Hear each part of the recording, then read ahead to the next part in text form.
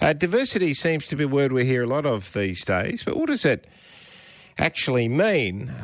Lots of things, according to our futurist, Gihan Pereira, who I spoke with earlier, and asked him exactly that.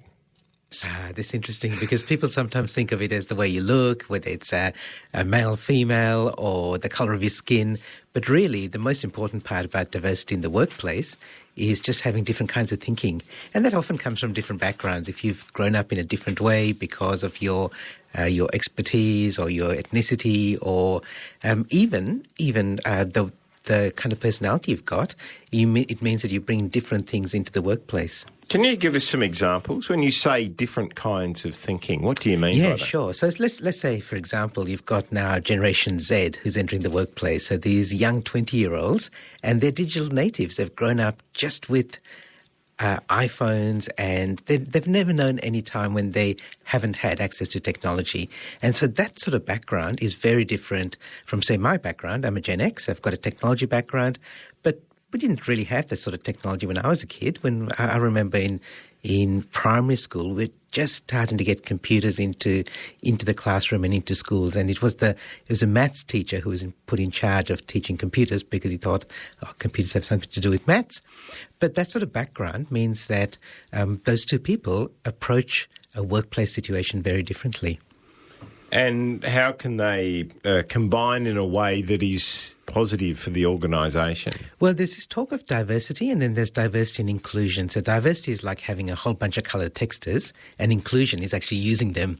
So some people think it's just about ticking the diversity box, and we've got women on the team, we've got different ethnic groups in the meeting rooms. But if you don't use that, then you haven't really taken advantage of diversity. And so it's actually including them, Barry, in a way that says, you're different and we love that. We want to embrace that and we want to take advantage of it. So that's the way that you use it. You listen to different voices. You allow people to do things their own way. And you look at that as not tolerating it, but actually embracing it and seeing it as a positive. And how do you do that?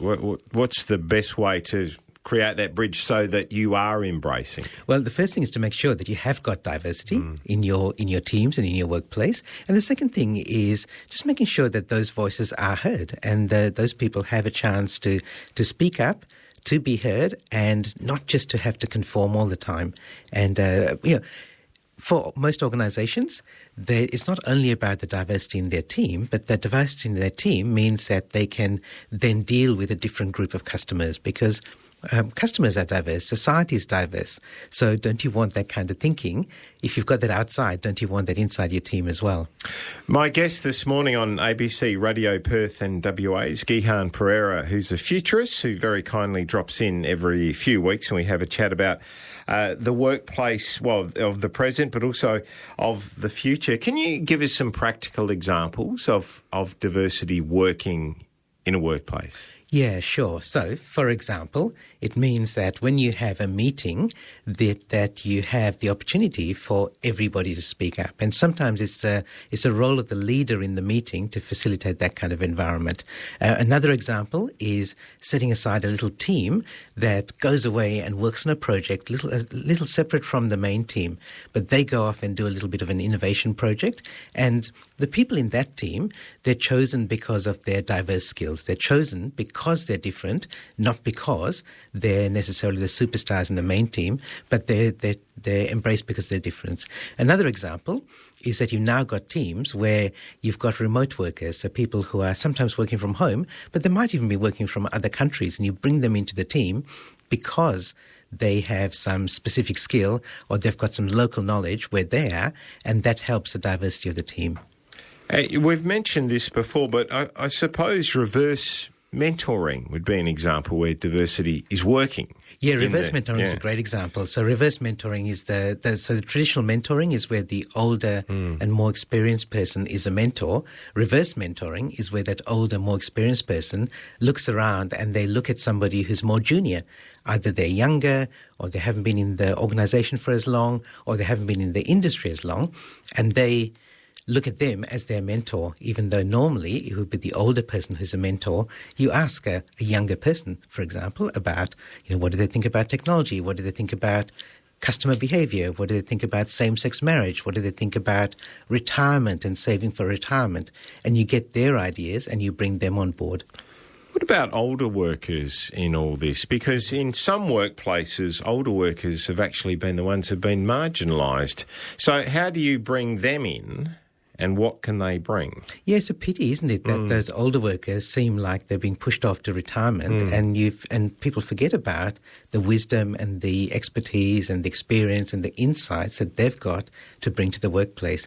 And I think it's not a case of either or; it's always a case of and.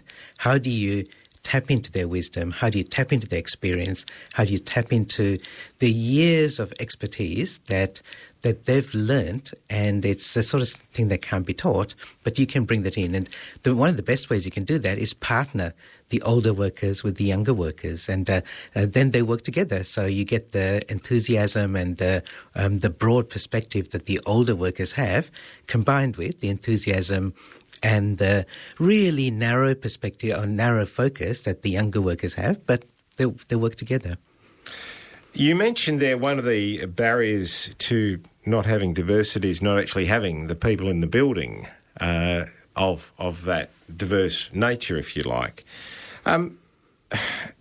What are some other barriers? So, I mean, you might have them in the building, but you're still not incorporating them properly. Yeah, that's right. And the challenge for many organizations is that they've never had to think that way before. So you're rewarded because you fit in. You're rewarded because you conform. You're rewarded because you're like everybody else.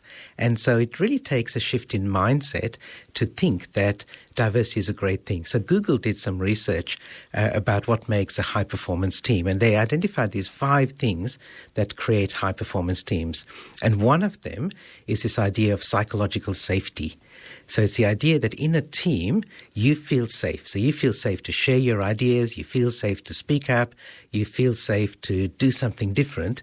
And many teams don't have that. They don't have that safety. The only way you feel safe is if you just follow orders or you fit in with everybody else. Exactly.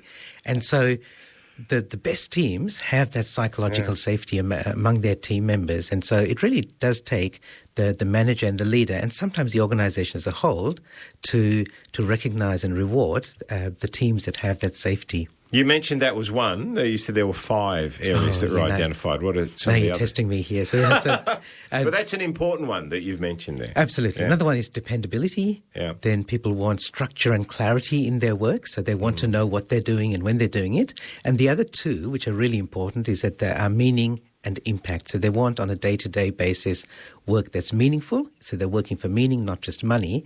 And impact is that they feel that the organization is doing something that's making a difference. Yeah. Good points, all of them. Gihan, thank you very much for coming in. Thanks very much, Barry. Gihan Pereira, who is our futurist.